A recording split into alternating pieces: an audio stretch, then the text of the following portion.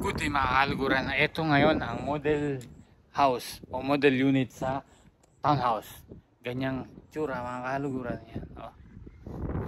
Tingnan natin ang loob, silipin natin. Papakita ko sa inyo kung paano ang mapupuntahan ng 5,000 nyo. Ito po. Pero hindi po kasama ang mga gamit. Ibibigay siya na bare lang siya. Wala pong tiles, pero nakapintura siya. Yan. Pero kung gustong orderin yung mga gamit na ganyan, the same, i-negotiate namin. Yan siya, oh.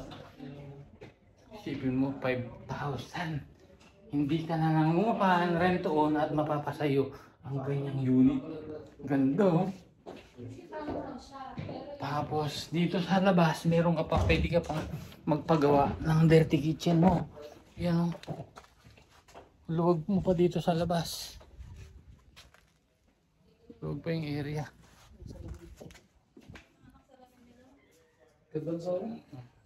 Kaya tayo sa taas yung... Parang nakakaganda tong salamin.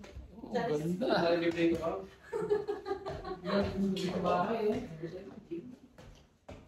Oh, ilang kwarto? Dalawa po. Yun. Yan, For kids. Yan, for kids. Aluguran, kung may isa kang anak, nagsisimulang magbungo ng pamilya, yan. Ito. For kids, tapos ito master's bedroom mo. Yan. Ganda. Cabinet. May flat TV. Pero hindi yan kasali. Ikaw nabibili ng mga yan. Yan lang yung setup.